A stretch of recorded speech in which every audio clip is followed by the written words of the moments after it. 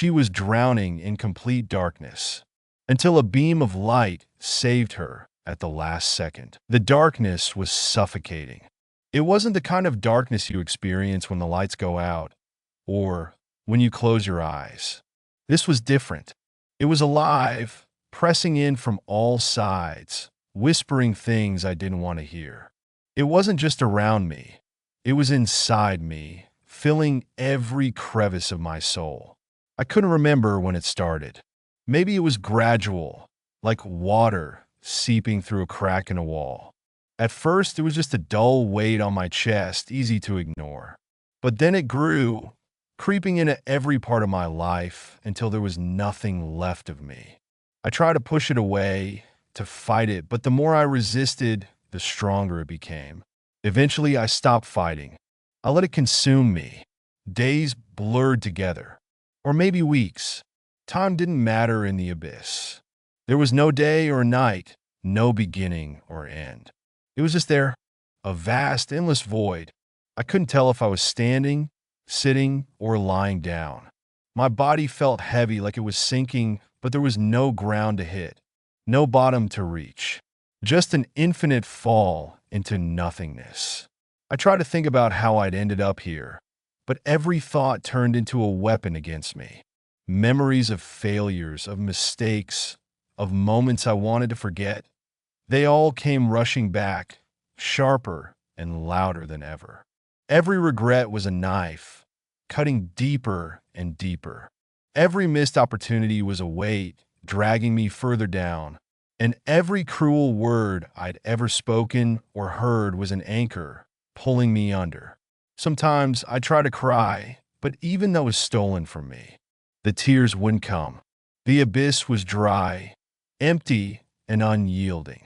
It didn't care about my pain or my fears. It just existed, cold and indifferent. And in its vast emptiness, I began to believe what it told me, that this was all I deserved, that this was where I belonged. There were voices in the darkness. At first, I thought they were my own thoughts, but they had a life of their own. Whispering, taunting, mocking. Why did you even try? You were never good enough. You think anyone cares about you? They don't. You're a failure. Always have been, always will be. I tried to shut them out, but they were relentless. They knew every weakness, every insecurity, and they used them all against me. I wanted to scream, to tell them to stop, but my voice was gone, swallowed by the void.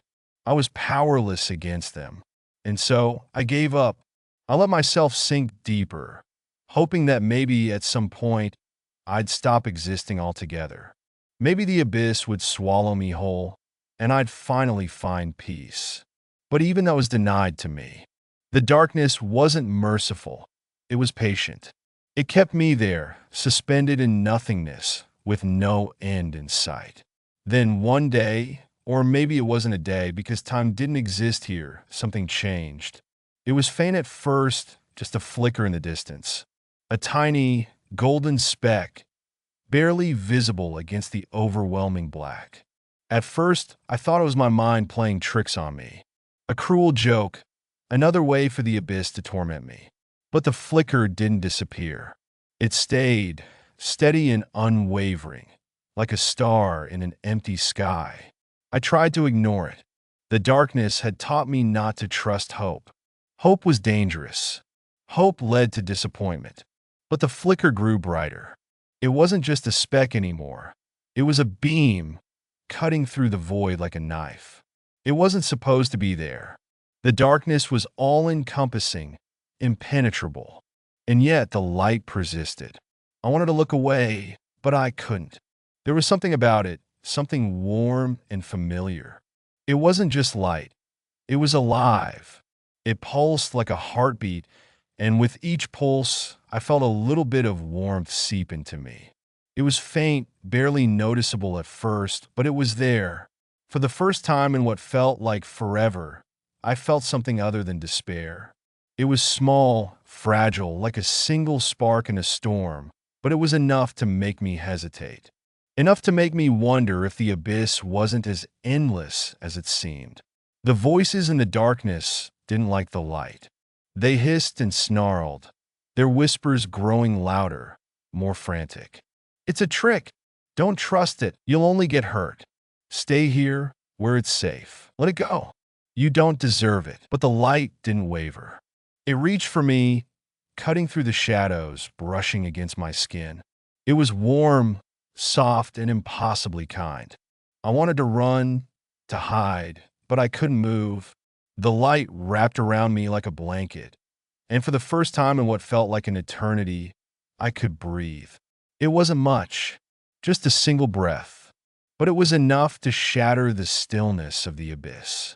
Enough to make me realize that I didn't want to stay here. I didn't want to sink any deeper. I didn't want to be consumed by the darkness. I didn't know where the light had come from or why it was here. I didn't know if it was real or just another trick of my mind. But for the first time, I didn't care. I reached for it, my hand trembling, my movements slow and unsure. The light grew brighter, stronger, as if it was responding to me. The darkness fought back. The shadows twisted and coiled, pulling harder, trying to drag me back into the void. The voices screamed, their words sharp and biting. But the light didn't falter. It wrapped around me, shielding me, and for the first time, the voices began to fade. As the light grew stronger, I felt something stir deep inside me. Something I thought I'd lost a long time ago. It was small, fragile, but unmistakable. Hope. It wasn't much, but it was enough to make me want to keep reaching, to keep moving, to keep fighting. And in that moment, I realized something. The darkness wasn't infinite. It wasn't all-encompassing. It was just a place I'd fallen into, but not a place I had to stay. The light had shown me that, and as it pulled me closer, I began to believe that maybe, just maybe, I could find my way out. The light wasn't silent. It started as a hum, a gentle vibration that resonated deep within me, like a forgotten melody stirring awake. It was faint, almost drowned out by the ever-present whispers of the darkness. But it was there, persistent and steady, refusing to be silenced. At first, I thought it was my imagination, a cruel trick of my fractured mind, conjured up by the abyss to torment me. But the hum grew stronger, shaping itself into words. Soft, clear words that didn't bite or sting. Words that didn't carry the weight of condemnation. Come back. I froze. The sound wasn't harsh or commanding. It was tender, like the voice of someone who'd been waiting for me, someone who understood. It felt impossibly familiar, though I couldn't place it, like a memory I'd lost in the haze of the abyss, suddenly finding its way back to me. It's not your time. The words wrapped around me like the light itself, warm, comforting, yet undeniably firm. I tried to speak, to respond, but the darkness held my throat in its grip, squeezing until my voice was nothing more than a broken rasp. Still, the light didn't retreat. It drew closer, brushing against the edges of my being, filling me with something I hadn't felt in a long time: safety. The voice continued, calm but insistent. You're not alone. You've never been alone. I wanted to believe it. I wanted to hold on to those words and let them anchor me. But the abyss wasn't ready to let me go. The darkness twisted around me, its whispers turning into snarls. Lies, it hissed. You know the truth. You're alone. You've always been alone. The light pulsed brighter, and for the first time, the darkness recoiled. It didn't vanish. It was far too stubborn for that, but it faltered, shrinking back just enough to let me breathe. I took in a shallow, shuddering gasp, my chest heaving as though I'd surfaced from drowning. Fight, the voice said. You can fight this. Take my hand. That was when I saw her. The light began to take shape, forming into a figure. At first, it was just a silhouette, glowing faintly against the void. But as it stepped closer, the details came into focus. A woman. She was cloaked in gold, her hair flowing like threads of sunlight. Her eyes, oh, her eyes, were unlike anything I'd ever seen. They weren't just warm, they were knowing. They looked at me as though she could see every broken piece, every scar, every secret I'd buried deep inside. And yet there was no judgment in them, only compassion. She extended her hand toward me, palm up, finger steady. Her movements were slow, deliberate, as if she knew that sudden gestures might frighten me. I stared at her hand, my own trembling as I hesitated. The darkness lashed out again, snarling louder this time. Don't trust her, it spat. She'll hurt you like everyone else. She doesn't care. The words dug into me, pulling at every insecurity, every fear I'd carried for as long as I could remember. They were convincing. After all, the abyss had been with me for so long. It knew how to speak my language, how to exploit the cracks in my armor. But then she spoke again, her voice cutting through the noise like a blade of light. They're wrong. You don't belong to the darkness. Her words weren't forceful, but they carried a quiet power, a certainty that made the shadows falter. I looked at her face, searching for any sign of deception, any hint that she might be just another illusion sent to torment me. But all I saw was sincerity. She believed in what she was saying, even if I didn't. Who are you? I managed to whisper, my voice barely audible, as though it had been buried for centuries. Her smile was soft, almost sad. Someone who knows what it's like to be where you are. Her words hit me harder than any accusation the darkness had ever thrown at me. She knew. She understood. And for the first time, I felt a spark of something I hadn't dared to feel in a long time. Connection. The darkness wasn't done with me yet. It surged forward, coiling around my limbs, trying to pull me back. Its whispers turned to roars, a cacophony of doubt and fear. You're too broken. She can't save you. No one can. I wanted to believe the voice in the light, but the abyss was all I'd known for so long. It was familiar, predictable. The thought of stepping out of it, of reaching for something brighter, terrified me. What if I failed? What if she let go? What if the light disappeared, leaving me alone again? She seemed to sense my hesitation because she stepped closer, her hand still outstretched.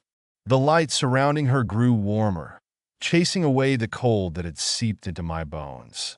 You don't have to do this alone, she said, her tone steady and unwavering. But you have to trust me. Her words were simple, but they carried a weight I couldn't ignore. I looked at her hand again, my own trembling as I raised it, just barely. The darkness screamed in protest, its grip tightening, but the light pushed back, surrounding me like a shield. I can't, I whispered, tears streaming down my face. I'm too scared. Her gaze didn't waver. It's okay to be scared. Just don't let it stop you. Her hand hovered inches from mine, waiting. She didn't rush me or demand that I hurry. She was patient, letting me take the time I needed. And in that moment, I realized something. The darkness was loud, but it wasn't invincible. It could be pushed back. It could be silenced. My fingers brushed against hers, and the moment we touched, the world around me changed. The light exploded, not in a blinding flash, but in a wave of warmth that surged through me, chasing away the cold and the shadows. The voices of the darkness fell silent, their screams dissolving into nothingness. I gasped, my chest heaving as if I'd been underwater and had finally broken the surface. Her grip on my hand was firm, but gentle, grounding me as the world began to tilt back into balance. You're stronger than you think, she said softly, her eyes locking onto mine. The darkness doesn't define you. It never did. I wanted to believe her. For the first time in forever, I wanted to believe in something other than the abyss. And as her light surrounded me, I felt a tiny, fragile flicker of hope began to bloom in my chest. It wasn't much, but it was a start. When her hand touched mine, the abyss flinched. It wasn't gone, not yet, but it faltered. The shadows that had gripped me so tightly seemed to loosen their hold, shrinking back into the edges of the void. Her light didn't just repel them, it defied them, as if it belonged to a realm they couldn't understand. I clung to her hand as if it were a lifeline. And maybe it was. Her grip was steady, her skin warm against mine. And for the first time in what felt like an eternity, I didn't feel completely alone.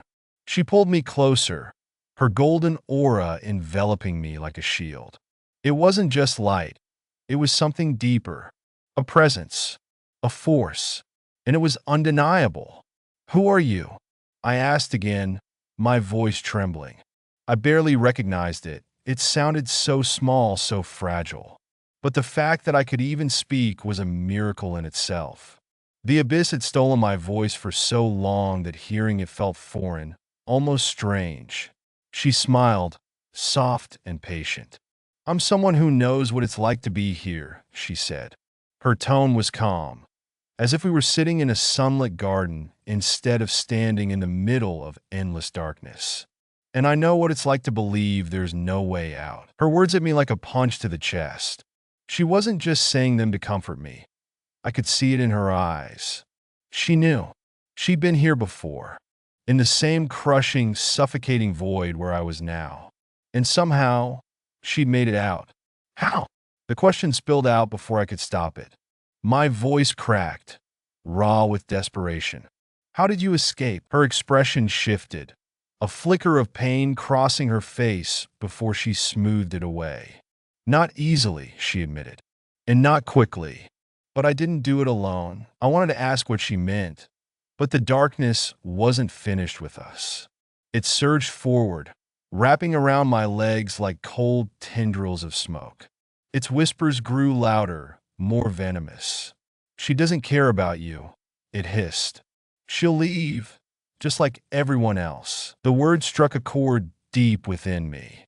They echoed the fears I'd buried, the wounds I'd tried to ignore.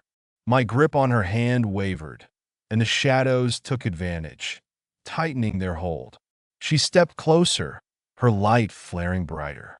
The shadows shrank back, but they didn't retreat entirely. "Don't listen to them," she said firmly. Her voice wasn't loud, but it carried a weight that silenced the abyss's roars. "They only have as much power as you give them." I shook my head, tears stinging my eyes. "You don't understand." "They're right." I do understand," she interrupted gently but firmly. "I've heard those same voices. I've felt their grip, but they're wrong." Her words were simple, but they carried a certainty I couldn't ignore. She wasn't just saying them to convince me. She believed them, truly, deeply believed them. And that belief shone through her, unwavering and steady. "Look at me," she said, her voice softer now. I hesitated, but something about her tone made me obey. Her eyes met mine, and for a moment, the abyss seemed to fade into the background. "You are not what they say you are. You are more than your mistakes, your pain, your fears. You are more than this darkness." I wanted to believe her. I really did. But the abyss had been my reality for so long that I didn't know how to see myself any other way. "I don't know how to let it go," I admitted, my voice breaking. "It's all I've ever known." She nodded, as if she'd expected that answer. "You don't have to let it go all at once," she said. "You just have to take the first step." She squeezed my hand, her grip steady and reassuring. "Will you let me help you?" she asked. There was no pressure in her voice, no demand, just a quiet offer, a choice. The shadows hissed, their voices growing frantic. "Don't trust her. She'll abandon you the moment you stumble. Stay here. It's safer in the dark." I hesitated, fear clawing at my chest. What if they were right? What if I reached for the light and it disappeared?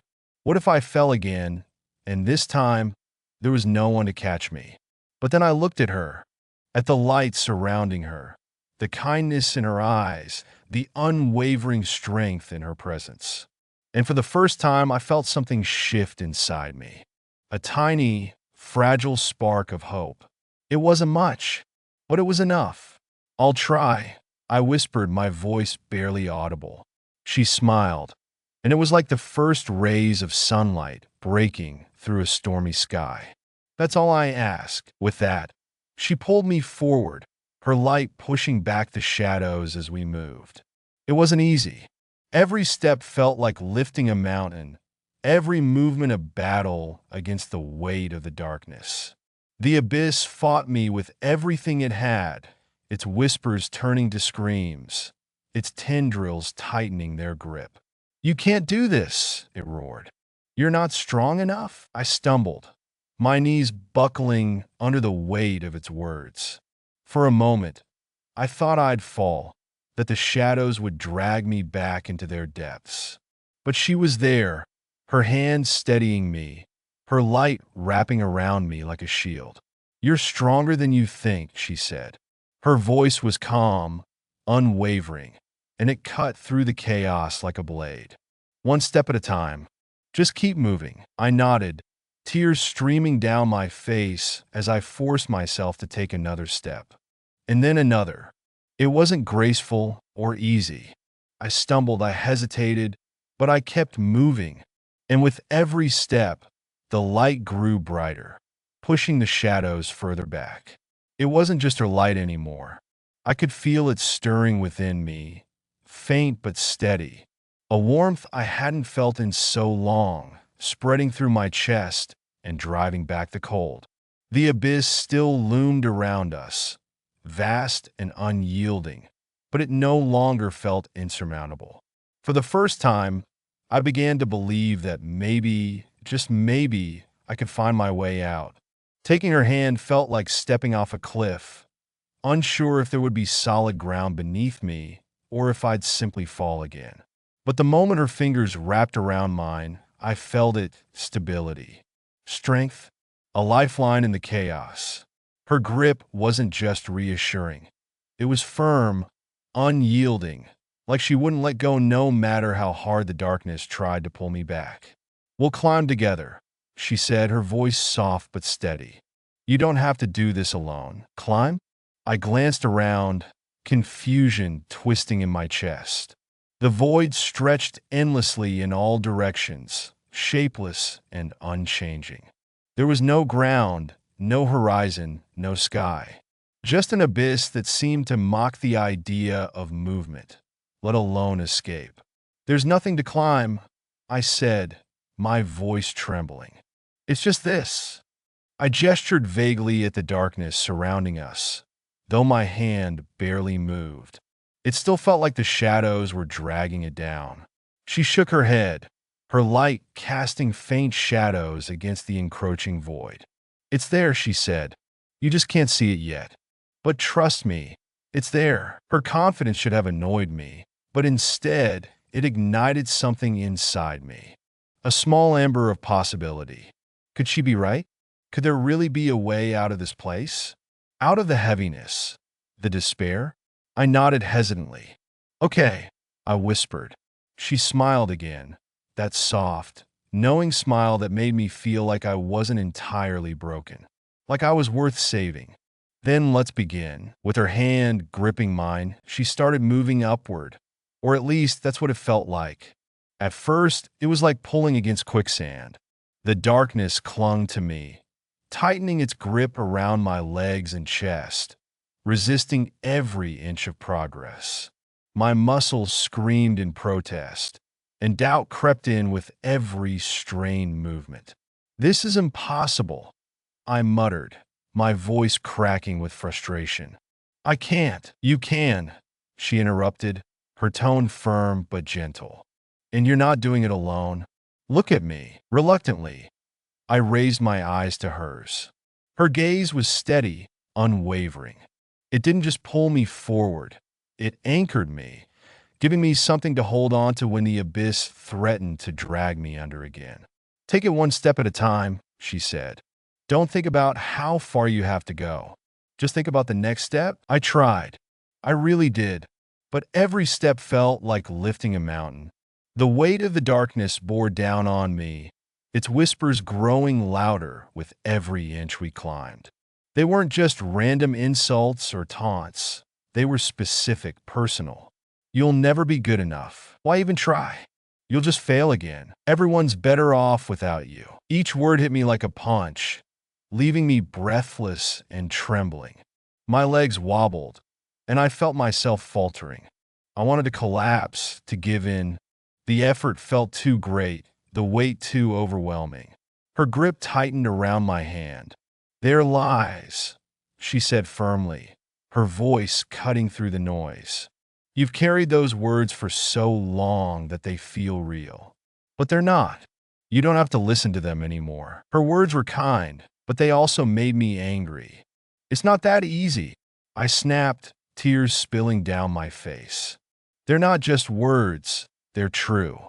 They're who I am." She didn't flinch at my outburst. Instead, she stopped, turning to face me fully. Her light dimmed slightly, not out of weakness, but as if to let me see her more clearly.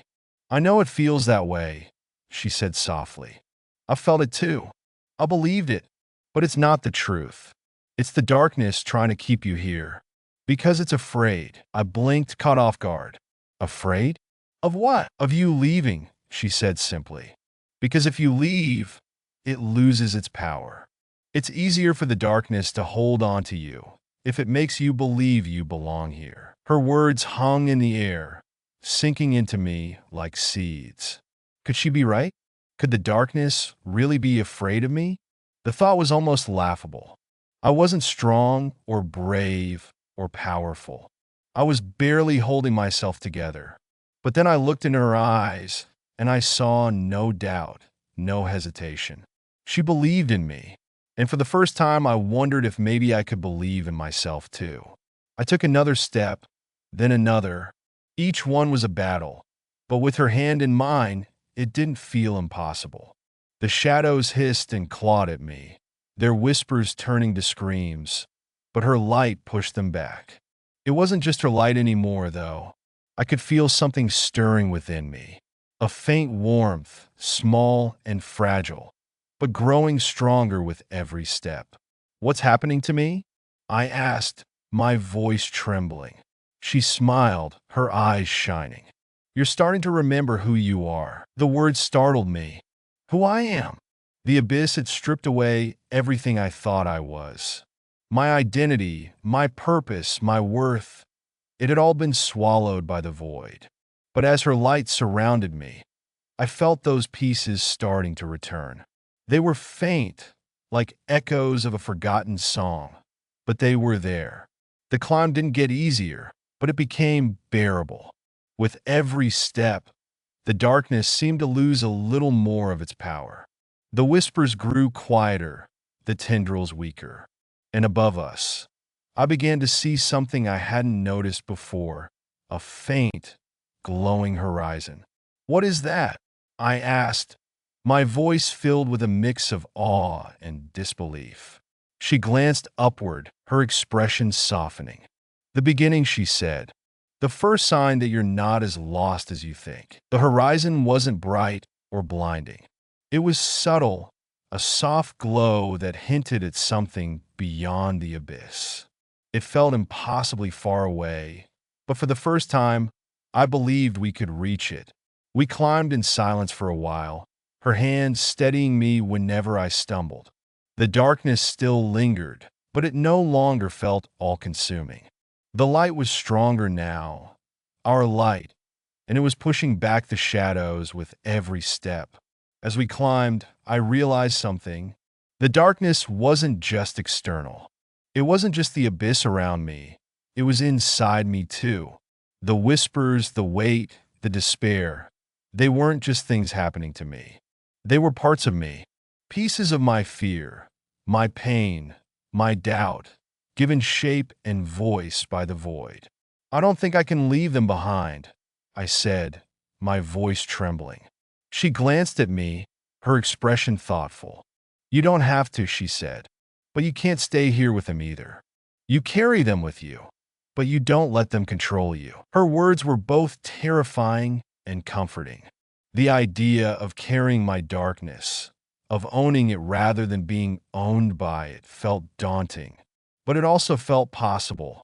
I looked up at the horizon again, the glow growing brighter with each step. For the first time in a long time, I felt something other than fear. I felt hope, and I kept climbing. The climb was exhausting. Every step felt like dragging a weight tied to my ankles, and the higher we went, the louder the whispers in the darkness grew. They weren't just voices anymore. They were memories. Scenes from my life that I'd buried deep began to play out in the shadows around us, vivid and unrelenting. I saw myself as a child standing on the sidelines of a playground, too afraid to join in because I thought I didn't belong. I saw the moment I failed a test I'd worked so hard for, the humiliation of my teacher's disappointed gaze. I saw every argument, every rejection, every mistake I'd ever made, laid out like a cruel museum of my failures. You see, the shadows hissed, their voices weaving around me. This is who you are. A disappointment. A failure. You'll never escape us. I stumbled, the weight of their words threatening to pull me back into the abyss. My hand slipped from hers for a moment, and the darkness surged forward, wrapping around me like a suffocating blanket. Panic clawed at my chest as I felt myself sinking again. Stop! I gasped, reaching for her. I can't, but her light cut through the shadows before they could consume me. Her hand found mine, her grip steady and unwavering. You're not going back, she said firmly, pulling me upright. Not this time. The shadows recoiled, but they didn't retreat. Instead, they shifted, their forms morphing into something new. The memories became clearer, sharper. I saw the faces of people I'd hurt, the bridges I'd burned. The shadows didn't need to invent lies to torment me. They used the truth. Look at what you've done, they whispered. You can't escape this. You carry it with you. I wanted to argue, to push the memories away, but they were right. I did carry them. Every mistake, every regret, they were part of me. The thought was overwhelming. How could I climb out of the abyss when it felt like I was dragging my entire past behind me? She must have seen the doubt in my eyes because she stopped, turning to face me. Her light surrounded us, creating a small bubble of warmth and safety amidst the cold void. The darkness is good at showing you your pain, she said, her voice gentle. But it's not the whole truth. What do you mean? I asked, my voice trembling. She gestured toward the shadows. They only show you part of the story. The moments you regret, the choices you wish you could change. But they don't show you the strength it took to survive those moments. They don't show you the lessons you learned or the person you've become because of them. I stared at her, unsure if I could believe her. But they're still part of me, I said. All those mistakes, they're who I am. They're part of who you are, she corrected. But they're not all you are. You're more than your pain. You're more than your failures. Her words settled into me like seeds, though I wasn't sure if they'd take root. The darkness had defined me for so long that it was hard to imagine myself as anything else. But as I looked in her eyes, I saw something I hadn't seen in myself for a long time. Possibility. She extended her hand toward the shadows, her light illuminating the memories swirling within them. Look closer, she said. Not just at what went wrong, but at what came after. Reluctantly, I turned to face the shadows. The memories were still there, vivid and painful, but as her light touched them, they began to shift. The moment I failed that test, I remembered how I'd studied even harder afterward, determined not to give up. The argument with a friend that ended in tears. I saw how we'd reconciled, how we'd both grown from the experience. Even the times I'd hurt others, I saw how I'd learned to apologize, to take responsibility for my actions. The memories didn't lose their weight, but they began to change. They weren't just failures anymore. They were pieces of a larger story. A story of resilience, growth, and survival. I don't know if I can forgive myself, I admitted, my voice barely a whisper. You don't have to all at once, she said. Forgiveness isn't a single moment. It's a process.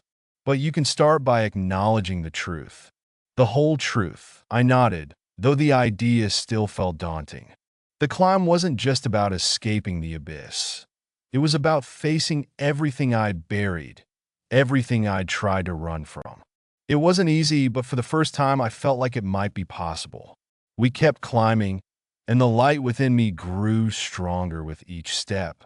It wasn't as bright as hers. It flickered and wavered, like a candle in the wind. But it was there, and it was mine. The shadows still whispered, but their voices were quieter now, less certain. They couldn't hold the same power over me when I started to see them for what they really were. Pieces of my story, not the whole of it. As we climbed higher, I noticed something else. The horizon, that faint glow I'd seen earlier, was getting closer. It wasn't just a distant light anymore. It was a place filled with warmth and color, so different from the cold void we were leaving behind. "What's up there?" I asked, my voice filled with equal parts hope and fear. She smiled, her expression soft. "Freedom," she said. "Peace. But more importantly, perspective. You'll see that the abyss isn't as endless as it seems." The idea filled me with a strange mix of excitement and apprehension. I wanted to believe her, to trust that there was something better waiting for me. But part of me was still afraid. What if I reached the top and found that I wasn't ready? What if I couldn't handle the light after spending so long in the dark? She seemed to sense my hesitation. "You don't have to be perfect when you get there," she said. "You just have to be willing to keep moving forward. The rest will come with time." Her words were like a balm to my soul, soothing the raw edges of my doubt. I didn't have to have all the answers right now. I just had to keep climbing. And so I did. With every step, the darkness grew fainter, the light stronger. The shadows didn't disappear entirely, but they no longer felt insurmountable. They were a part of me, yes, but they didn't define me. Not anymore. As the horizon drew closer, I felt a strange sense of peace settle over me. I wasn't out of the abyss yet, but I was no longer lost in it. I was moving forward, and for the first time in what felt like forever, I believed I could make it. The horizon grew closer with every step, its glow steady and inviting. It wasn't blinding or overwhelming. It was gentle, like a sunrise peeking over the edge of the world, promising warmth after an endless night. The climb was still hard, my muscles aching, my breath shallow, but something about that light made it feel worth it. "Almost there," she said, her voice soft but steady. I nodded, though my body screamed in protest. The weight of the darkness still clung to me, but it no longer felt all-consuming. With each step, the shadows loosened their grip, falling away piece by piece. They still whispered, but their voices were faint, like echoes of a storm that had passed. The closer we got to the horizon, the more the darkness seemed to change. It wasn't as dense or oppressive as before. In the distance, I could see the faint outline of the abyss's edge, a jagged cliff that marked the boundary between the void and the light beyond. It looked so far away, yet closer than I ever thought I'd get. "What happens when I reach it?" I asked, my voice trembling with a mix of anticipation and fear. She smiled, her eyes warm and understanding. "You'll see the world from a new perspective," she said. "You'll understand that the darkness wasn't endless. It only felt that way because you were trapped in it." Her words sent a shiver through me. The idea of seeing the abyss from the outside, of looking back at the place that had held me captive for so long, was both thrilling and terrifying. Would it feel smaller, less powerful, or would it haunt me forever, a reminder of everything I'd lost? As if sensing my thoughts, she added, "You don't have to be afraid of the darkness anymore. Once you're out, you'll see it for what it truly is, a part of you, but not all of you." Her words settled over me like a soft blanket. A part of me, but not all of me. I repeated the phrase in my mind, letting it sink in.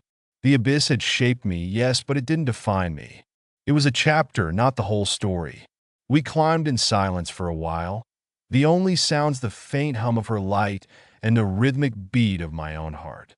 The air grew warmer as we neared the horizon, the cold grip of the void fading with every step. I could feel the light around us growing stronger, not just from her, but from within me. It was small, still fragile, but it was mine. "You're doing it," she said, her voice breaking the silence. "You're finding your way out." Her words filled me with a strange mix of pride and disbelief. I was doing it. After everything. After all the times I thought I'd never escape, I was climbing out of the abyss. The thought gave me strength, pushing me forward even as my legs ached and my chest heaved. But then the darkness made one last attempt to pull me back. The shadows surged around us, their whispers turning into roars. "You'll never be free," they screamed. "You belong here. The light isn't for you." Their voices were louder than ever, filled with desperation. They twisted into shapes, forming images of every fear, every doubt I'd ever had. I saw myself falling, tumbling back into the abyss, the light slipping away. I saw the people I'd hurt turning their backs on me, their faces filled with disappointment. I saw the mistakes I hadn't yet made, failures waiting for me in the light beyond the horizon. I froze, my legs refusing to move. The weight of the shadows pressed down on me, threatening to undo all the progress I'd made. My breathing quickened, panic rising in my chest. "I can't do this," I gasped, tears streaming down my face. "What if they're right?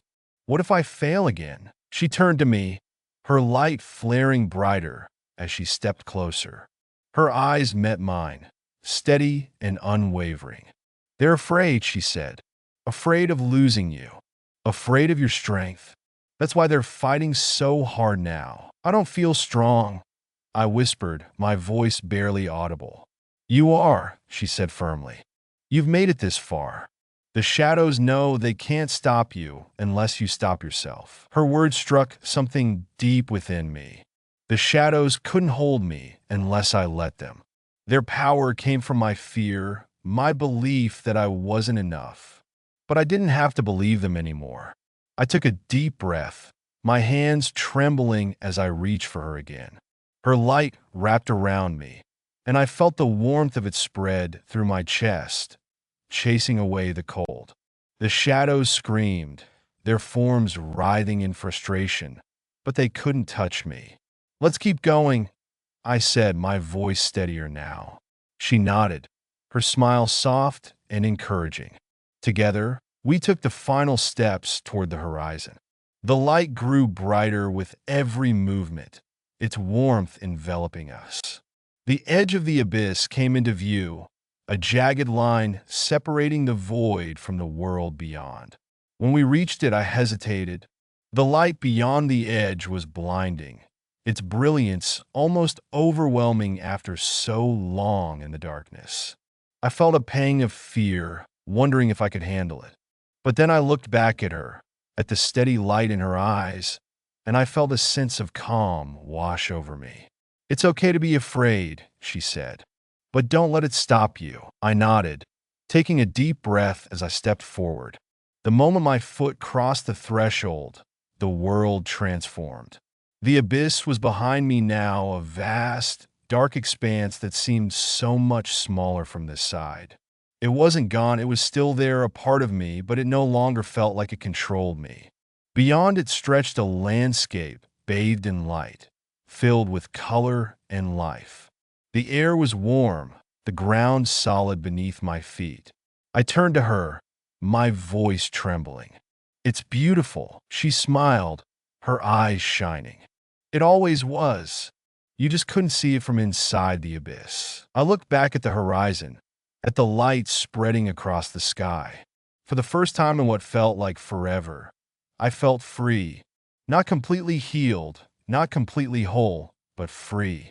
The abyss would always be a part of me, but it no longer defined me. I had stepped out of the darkness, and now I could finally begin to live again.